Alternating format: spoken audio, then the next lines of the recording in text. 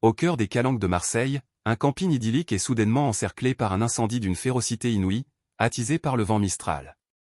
Alors que les pompiers luttent pour trouver une issue, un jeune joueur professionnel, Alexandre, déploie son drone commercial, un jouet méprisé par son père et les secours. Transformant la catastrophe en une partie de jeu de stratégie en temps réel, il utilise ses compétences uniques pour analyser la progression du feu. Son esprit, affûté par des milliers d'heures à déceler des schémas invisibles, repère un motif subtil dans le chaos, une voie de survie que l'expérience des pompiers chevronnés avait jugée impossible. Cette histoire vous montre comment un talent virtuel peut devenir un atout vital. Si elle vous captive, n'oubliez pas de donner un like et de vous abonner. Le soleil de Provence frappait fort en cette fin de mois d'août, mais ici, dans le creux de la Calanque de Sormiou, une brise marine offrait un répit bienvenu. Pour la plupart des vacanciers du petit camping, c'était une image de perfection, le bleu turquoise de la Méditerranée, le blanc éclatant des falaises de calcaire et le vert sombre des pins d'Alep. Pour Alexandre Dubois, 19 ans, c'était une prison. Une prison analogique, dépourvue de Wi-Fi, où chaque seconde passée était une seconde perdue. Il était connu dans le monde du e-sport sous le pseudonyme de EX, une référence aux grilles hexagonales des jeux de stratégie qui était son véritable univers. Classé dans le top 10 européen de Nexus Empire, un jeu de stratégie en temps réel d'une complexité redoutable, Alex voyait le monde en termes de ressources à gérer, d'unités à déployer et de stratégies à optimiser. Le camping, avec ses activités saines et ses conversations forcées, était un niveau ennuyeux avec des objectifs de quête absurdes. Cette désintoxication numérique, comme l'appelait son père, était une épreuve. Didier Dubois, un ingénieur commercial de 50 ans, voyait la carrière de son fils non pas comme un métier d'avenir, mais comme une addiction, une fuite du monde réel. Il avait organisé ses vacances comme une intervention, une tentative de reconnecter Alex à la nature, à la famille. Ce matin-là, la tension avait atteint son paroxysme lorsque Didier avait confisqué le smartphone d'Alex. « Assez, Alex. Regarde autour de toi. C'est ça, la vraie vie. Pas tes petits empires virtuels. Va nager, va discuter avec ta sœur. Fais quelque chose. » Alex n'avait pas répondu, se contentant de fixer son père avec un regard vide qui masquait une frustration bouillonnante. Sa petite sœur de 14 ans, Léa, avait tenté de le défendre. « Papa, il gagne plus d'argent que toi avec ses empires virtuels. » La remarque n'avait fait qu'envenimer les choses. Ce que son père ne savait pas, c'est qu'Alex n'était jamais complètement désarmé. Dans son sac à dos, soigneusement emballé dans sa housse de protection, se trouvait son drone Mavic 4, avec une batterie externe pleine. Il l'avait emporté en cachette, sous le prétexte de vouloir faire des photos de vacances originales. La vérité était que le drone était son extension. Piloter, voir le monde d'en haut, le transformer en une carte stratégique, c'était la chose qui se rapprochait le plus de son jeu. C'était sa bouée de sauvetage dans cet océan d'ennui analogique. Alors qu'il était assis sur un rocher surplombant la petite plage, feignant de regarder les vagues, il sentit une odeur inhabituelle. Une odeur âcre, de bois brûlé, portée par les premières rafales du Mistral qui commençaient à se lever. Il leva les yeux. Loin vers l'intérieur des terres, au-delà des crêtes blanches, le ciel d'un bleu parfait était souillé par un panache de fumée grisâtre. D'autres campeurs le remarquèrent. Des murmures inquiets commencèrent à circuler. Quelqu'un capta une bride d'information sur une radio de voiture, un départ de feu près du col de la Gineste, maîtrisé selon les premières dépêches. Le mot se voulait rassurant, mais quiconque connaissait la Provence savait que le mot maîtrisé était un terme très relatif lorsque le Mistral entrait dans la danse. Le vent, ce dieu imprévisible et violent, était le véritable maître du jeu dans cette région. Alex sentit un frisson, non pas de peur, mais d'une étrange anticipation. Le scénario, jusqu'alors si prévisible, venait de recevoir un événement aléatoire. En l'espace d'une heure, la situation passa de l'inquiétude lointaine à la terreur imminente. Le Mistral, qui n'était au début qu'une forte brise, se transforma en un monstre invisible et hurlant. Les rafales dévalaient les collines avec une force inouïe, pliant les pins d'Alep jusqu'à la rupture, soulevant des nuages de poussière et de sable. Et avec le vent, le feu arriva. Le panache de fumée gris avait viré au noir, puis à un orange maladif, et il ne se contentait plus de s'élever, il dévalait les pentes, une vague de destruction liquide se propageant à une vitesse terrifiante. Le feu n'était plus à des kilomètres.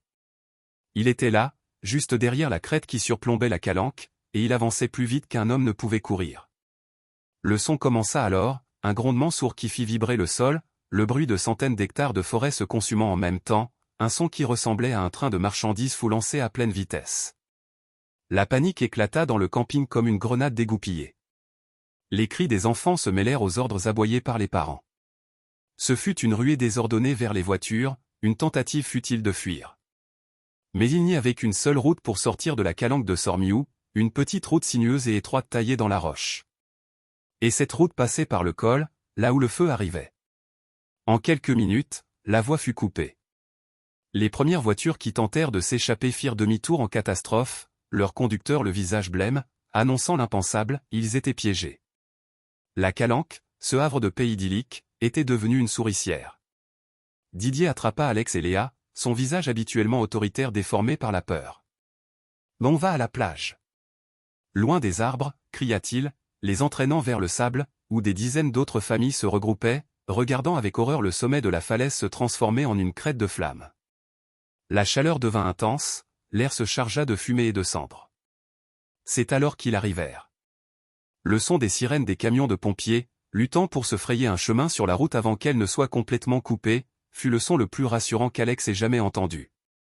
Plusieurs véhicules rouges des sapeurs-pompiers des Bouches-du-Rhône réussirent à descendre dans la calanque juste avant que la route ne devienne un tunnel de feu. Une femme descendit du véhicule de commandement. Grande, le visage anguleux et couvert de suie, elle se déplaçait avec une autorité naturelle. C'était le commandant Valérie Roux. Elle aboya des ordres, organisant ses hommes avec une efficacité redoutable. Ils ne tentaient pas d'éteindre le feu, c'était une tâche herculéenne, impossible face à la force du Mistral. Leur mission était claire, protéger les civils piégés, créer un périmètre de sécurité autour de la zone de la plage, et trouver une issue. Valérie Roux établit un poste de commandement près du petit port, déroulant des cartes topographiques sur le capot de son 4x4. Mais ces cartes étaient un savoir statique face à un ennemi dynamique et imprévisible. La fumée épaisse masquait la progression exacte du feu. Elle était presque aveugle. Alex observait la scène, non plus avec l'apathie d'un adolescent boudeur, mais avec le regard froid et analytique d'un joueur de stratégie. Il voyait un commandant en difficulté, manquant d'informations cruciales, essayant de gérer une situation où le brouillard de guerre était littéral. Et il réalisa qu'il possédait l'outil qui pouvait percer ce brouillard. Son drone. Le jouet. L'extension de lui-même. La partie venait de commencer. Le poste de commandement du commandant Roux était un îlot de chaos organisé au milieu de la panique générale. Les radios crépitaient des rapports inaudibles, les pompiers couraient dans toutes les directions, déroulant des lances à incendie non pas pour attaquer le front de flammes, mais pour arroser les pins les plus proches de la plage afin de créer une barrière d'humidité précaire. Roux, penché sur sa carte, traçait des lignes au feutre rouge, essayant de prédire la trajectoire du feu en se basant sur la topographie et la direction du vent. C'était une science imparfaite, une estimation basée sur l'expérience, mais face à la fureur du Mistral, l'expérience ne valait pas grand-chose. C'est à ce moment qu'Alex s'approcha, son sac à dos sur l'épaule, sa tablette et la manette du drone à la main. Didier, son père, tenta de le retenir. « Alex, ce n'est pas le moment de jouer avec tes gadgets. Laisse les professionnels travailler. » Mais Alex l'ignora. Il s'adressa directement au commandant Roux, sa voix étonnamment calme et assurée. « Commandant, vous manquez d'informations visuelles. Je peux vous en donner. En temps réel. » Valérie Roux leva les yeux de sa carte, son regard balayant Alex de haut en bas avec un agacement non dissimulé. Elle vit un adolescent, les yeux cernés, tenant ce qui ressemblait à une console de jeu, « Pardon », dit-elle d'un ton glacial. « Mon drone », expliqua Alex en sortant l'appareil de son sac. « Il a une caméra 4K, une liaison satellite et une autonomie de 30 minutes. Je peux le faire voler au-dessus de la fumée et vous montrer exactement où se trouve le feu et comment il progresse. » La proposition fut accueillie par un silence sceptique. Un pompier à côté de Roux laissa échapper un petit rire. L'idée d'utiliser un jouet de civil dans une opération de cette ampleur était ridicule. « Dégage de là, gamin », dit le pompier. « On n'a pas le temps pour ça. » Roux était sur le point d'approuver, mais son regard fut attiré par l'écran de la tablette d'Alex. Il l'avait déjà allumée, et elle affichait une interface complexe, remplie de données télémétriques, vitesse du vent, altitude, statut GPS, niveau de batterie. Ce n'était pas un simple jouet. C'était un outil. Et elle était désespérée. Ses propres informations étaient des estimations. Ce garçon lui offrait des certitudes. Tu sais piloter ce truc dans un vent pareil, demanda-t-elle, son ton toujours méfiant mais teinté d'une nouvelle curiosité. Alex hocha la tête. Le Mistral est un vent laminaire dans les hauteurs. Les turbulences sont près du sol. Je peux le gérer. C'était un pari insensé. Faire confiance à un adolescent au milieu d'un enfer. Mais toutes ces autres options étaient mauvaises. Fais-le, dit-elle finalement. Mais si ton engin interfère avec nos communications ou s'il tombe, je te jure que je te le fais manger. Alex ne perdit pas une seconde. Il s'éloigna sur les rochers du port, posa le drone, et lança les moteurs. L'appareil décolla avec un bourdonnement aigu, luttant un instant contre les rafales près du sol, puis s'élevant avec une rapidité et une stabilité impressionnantes. En quelques secondes, il était au-dessus de la nappe de fumée, un petit point dans le ciel rougeoyant. Sur l'écran de la tablette, une image apparut, d'une clarté à couper le souffle. Il voyait la calanque d'en haut. Il voyait le camping, le petit groupe de personnes sur la plage, et surtout, il voyait le feu. Ce n'était pas un front uni, mais une créature vivante, avec des bras, des avancées et des reculs, qui léchait les collines. Pour la première fois depuis le début de la crise, le commandant Roux avait des yeux. Elle se pencha sur l'épaule d'Alex, son scepticisme remplacé par une fascination intense. Le gamin venait de changer les règles du jeu. Pour Valérie Roux et ses pompiers, l'image sur la tablette était une source d'informations brutes, une vidéo aérienne d'une catastrophe. Pour Alex, c'était une interface familière, une carte de bataille en temps réel. Son esprit, conditionné par d'innombrables heures passées sur Nexus Empire, entra immédiatement en mode de traitement de données. Ses doigts dansaient sur la manette du drone et l'écran tactile de la tablette avec une dextérité et une vitesse qui laissèrent les pompiers bouche bée. Il ne se contentait pas de regarder, il interagissait. Il zoomait, dézoomait, faisait pivoter la caméra, marquait des points d'intérêt, superposant des données thermiques à l'image visible. Le monde réel, vu à travers l'œil de son drone, se transformait en l'interface de son jeu. Le feu n'était plus un simple incendie, c'était un Venmiserg, une race extraterrestre de son jeu qui se propageait en consumant tout sur son passage, suivant des schémas prévisibles. Les campeurs sur la plage étaient ces unités civiles qu'il fallait escorter vers une zone d'extraction. Le terrain, avec ses falaises, ses vallées et sa végétation, était la carte du niveau, avec ses points de passage obligés, ses goulots d'étranglement et ses zones de danger. « Donne-moi une vue d'ensemble du front et, ordonna Roux, encore dans un mode de pensée traditionnel. Alex ne répondit pas verbalement. En une fraction de seconde, il avait déjà envoyé le drone balayer la zone, affichant une vue panoramique parfaite. Le vent le pousse vers le sud à environ 30 km/h, mais il y a une accélération dans le couloir rocheux, là, dit Alex en pointant une zone sur l'écran. Le taux de propagation va doubler dans cette zone dans les 5 prochaines minutes. Roux et ses hommes échangèrent un regard étonné. Le garçon ne décrivait pas ce qu'il voyait, il prédisait ce qui allait se passer, avec une précision et un vocabulaire qui n'appartenaient pas à un adolescent en vacances. Il parlait de vecteurs de propagation, de zones tampons de carburant, en parlant de la végétation, de calcul de trajectoire. C'était le langage de son jeu, mais il s'appliquait avec une efficacité terrifiante à la réalité. Il commença à utiliser le drone non seulement comme un outil d'observation, mais comme un éclaireur actif. Il l'envoya en piqué dans des vallées enfumées, là où aucun hélicoptère n'aurait osé s'aventurer, pour vérifier l'état de petits sentiers. Il utilisa la caméra thermique pour repérer les points chauds, les zones où le feu couvait sous la cendre, prêt à repartir. Il agissait comme le joueur expert qu'il était, explorant la carte, dissipant le brouillard de guerre, évaluant les forces et les faiblesses de l'ennemi avant de planifier son prochain mouvement. Didier, son père, observait la scène depuis une courte distance, complètement abasourdi. Il voyait son fils, l'adolescent qu'il avait traité de paresseux et de déconnecté, au centre d'une cellule de crise, donnant des informations cruciales à des professionnels aguerris. Ses pouces, qui d'habitude s'agitaient sur une manette pour tuer des monstres virtuels, dirigeaient maintenant un appareil qui pouvait sauver des vies réelles. Pour la première fois, Didier commença à se demander si les milliers d'heures qu'Alex avait passées devant son écran n'avaient pas été une perte de temps, mais une forme d'entraînement pour un type de situation d'urgence que son propre esprit d'ingénieur ne pouvait même pas concevoir. Alex n'était pas en train de jouer. Il était dans un état de concentration absolue, un état de flow que seuls les athlètes de haut niveau ou les joueurs d'élite peuvent atteindre. La calanque n'était plus un lieu de vacances. C'était l'arène de la partie la plus importante de sa vie. Après une vingtaine de minutes d'observation intensive, la situation tactique devint douloureusement claire. Le commandant Roux, utilisant les informations fournies par Alex, confirma ce qu'elle craignait. Ils étaient complètement encerclés. Le feu avait maintenant dévalé les pentes de tous les côtés de la calanque, créant un fer à cheval de flammes dont la seule ouverture était la mer.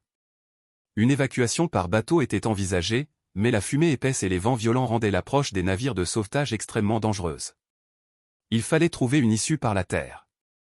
Roux identifia 2 possibilités sur sa carte, 2 sentiers de randonnée qui quittaient la calanque. Elle demanda à Alex de les explorer avec le drone. Le premier, le sentier du littoral, serpentait le long des falaises vers l'ouest. Le drone montra rapidement qu'il était impraticable. Le vent, en heurtant les falaises, créait des tourbillons de feu imprévisibles, et des pans entiers du sentier étaient déjà léchés par les flammes. La deuxième option était un sentier qui s'enfonçait dans une petite vallée sèche vers le nord, un ancien lit de rivière. C'était, en théorie, leur meilleure chance. Mais lorsque le drone survola la zone, l'image sur la tablette confirma leur pire crainte.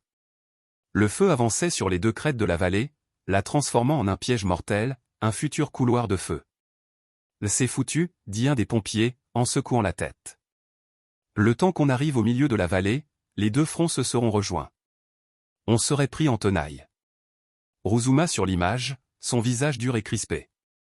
Elle ne pouvait qu'être d'accord. L'expérience lui dictait que ce chemin était un suicide. Elle déclara officiellement la route impraticable et reporta son attention sur la périlleuse option maritime. Mais Alex ne détournait pas les yeux de l'écran. Il continuait de fixer l'image de la vallée, son front plissé en une concentration intense. Il ne voyait pas ce que les autres voyaient. Il voyait une vallée, des arbres et du feu. Il voyait un système, un ensemble de données. Il bascula l'affichage en mode thermique. L'écran passa des couleurs naturelles à une palette de rouge, d'orange et de bleu. Le feu était une masse rouge et blanche. Le terrain non brûlé était jaune et orange. Et les zones froides étaient bleues et violettes. Et c'est là qu'il le vit. Un motif. Un schéma si subtil qu'il était presque invisible, une anomalie dans le chaos. Au fond de la vallée, le lit de la rivière asséchée n'était pas uniformément orange. Il était strié d'une fine ligne d'un bleu plus foncé. Un micro-corridor, de quelques mètres de large à peine, qui serpentait le long du lit de la rivière. Il semblait que le feu, pour une raison quelconque, évitait cette ligne précise. Alex zooma au maximum, repassant en vue normale. Il comprit.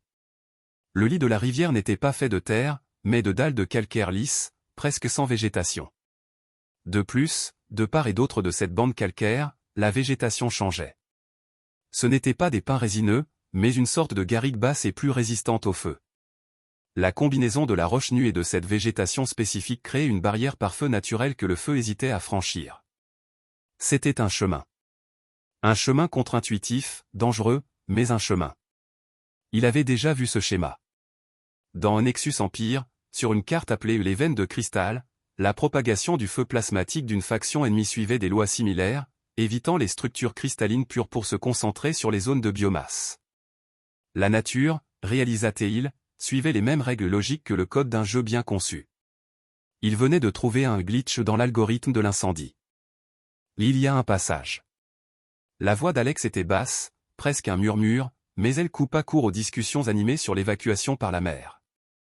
Tous les regards se tournèrent vers lui. Il pointait un doigt tremblant sur l'écran de sa tablette. Là. Le long du lit de la rivière. Vous voyez cette ligne ? Le feu ne la franchit pas. C'est une barrière par feu naturelle. On peut passer par là. Le commandant Roux se pencha, plissant les yeux. Elle vit la fine ligne bleue sur l'image thermique, mais pour elle, ce n'était rien de plus qu'une variation de température insignifiante, un artefact de capteur, peut-être. Gamin, c'est une illusion d'optique, dit-elle sèchement. Le feu va balayer toute la vallée. Mon expérience me le dit. Les cartes de risque me le disent. C'est non. Alex secoua la tête, une frustration intense montant en lui. Ils ne voyaient pas. Ils étaient bloqués par leur vision traditionnelle du monde. Ce n'est pas une illusion. C'est un schéma. La propagation du feu suit une logique, comme une IA dans un jeu. Elle cherche toujours le chemin de moindre résistance, le carburant le plus efficace. Le calcaire nu et la garrigue ne sont pas efficaces. C'est un chemin de basse-corps pour le feu. Ils préfèrent contourner. On a une fenêtre d'environ 20 minutes avant que la chaleur radiante ne rende le passage intenable, même sans flamme directe. Son jargon de joueur ne fit qu'aggraver la situation.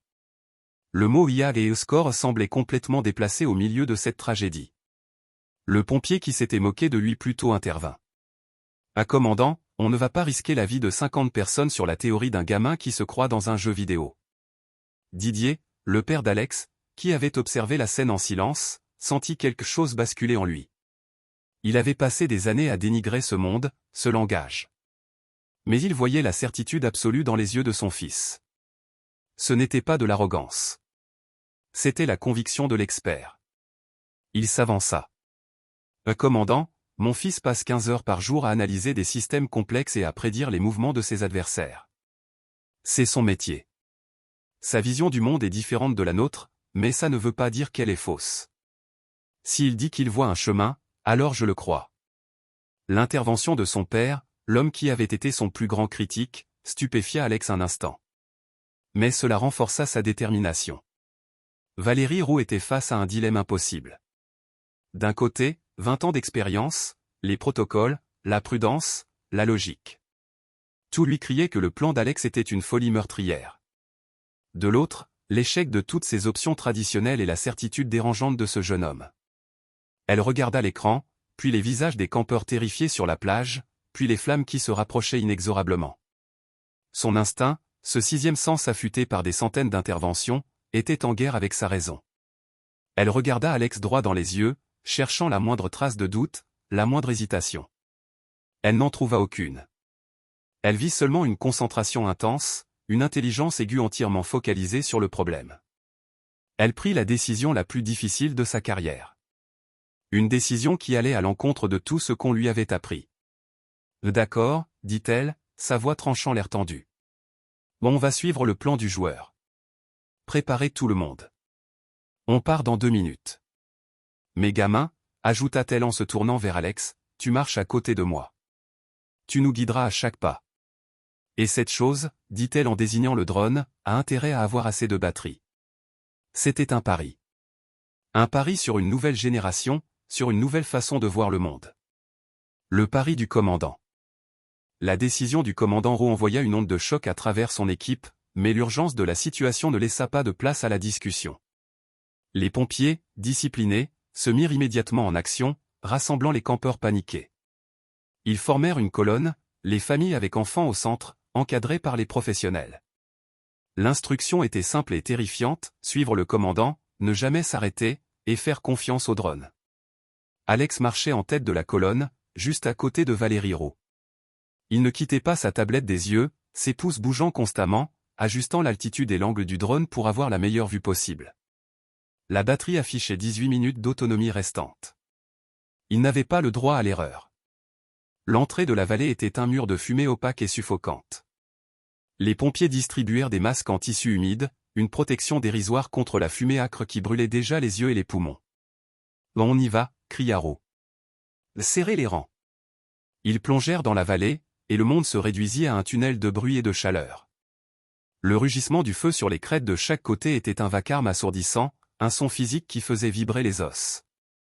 La chaleur radiante était si intense qu'elle donnait l'impression que la peau allait fondre, même si les flammes directes étaient encore à une centaine de mètres. La visibilité était de quelques mètres à peine. Ils ne voyaient rien d'autre que le dos de la personne devant eux et un brouillard orange tourbillonnant. Leur seule boussole, leur seul guide, était la voix d'Alex. Il était devenu les yeux de la colonne entière. Il ne paniquait pas.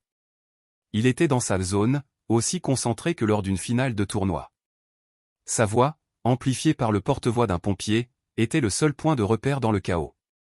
Maintenez le cap. Le corridor est stable sur les 200 prochains mètres, annonçait-il, son ton calme et factuel contrastant avec l'enfer qui les entourait. Le chemin qu'il leur faisait suivre était contre-intuitif. Parfois, il les faisait se rapprocher dangereusement d'une paroi rocheuse qui semblait sur le point de s'embraser, pour ensuite les faire obliquer brusquement vers le centre du lit de la rivière. Il voyait les fluctuations du feu, les avancées et les reculs que personne au sol ne pouvait percevoir. Attention! Rafale de vent sur la droite. Le feu saute le petit ravin. Écartez-vous sur la gauche, serrez la paroi. Maintenant. Les pompiers, malgré leur appréhension initiale, obéissait sans hésiter. Ils constataient que ces instructions, aussi étranges soient-elles, les maintenaient sur la bande de terrain calcaire, dans ce couloir de survie miraculeux. À un moment, une pinède sur leur gauche explosa en une torche géante avec un bruit assourdissant, projetant une vague de chaleur si intense qu'ils durent se jeter au sol. Ils étaient passés à cet endroit précis moins d'une minute auparavant. L'avertissement d'Alex leur avait sauvé la vie. Didier, son père, marchait juste derrière lui, portant le sac avec la batterie externe et le matériel de rechange. Il ne disait rien, se contentant de poser une main rassurante sur l'épaule de son fils à chaque fois qu'il donnait une instruction, un geste qui en disait plus que n'importe quel discours. Il voyait son fils non plus comme un enfant fuyant la réalité, mais comme un commandant guidant son peuple à travers les flammes. Le respect et l'admiration avaient remplacé des années de réprimande. La traversée dura 12 minutes qui parurent une éternité. La batterie du drone clignotait en rouge. Plus que 2 minutes d'autonomie. Il devait sortir. C'est la dernière ligne droite, cria Alex. La vallée s'élargit dans 50 mètres. Accélérez. Ils firent un dernier effort, courant à l'aveugle dans la fumée, leurs poumons en feu, leurs jambes épuisées, ne se fiant qu'à la voix de l'adolescent et à son œil dans le ciel. Ils débouchèrent de la nappe de fumée comme des fantômes émergeant de l'enfer. Ils trébuchèrent sur un terrain dégagé, une zone de rochers et de garrigues basses que le feu n'avait pas encore atteinte, et s'effondrèrent sur le sol, toussant, haletant, les visages noirs de suie. Derrière eux, la vallée qu'ils venaient de traverser était entièrement engloutie par les flammes. Le corridor de survie, la faille dans l'algorithme du feu, s'était refermée, leur fenêtre d'opportunité ayant duré juste assez longtemps. Ils étaient passés. Ils étaient vivants.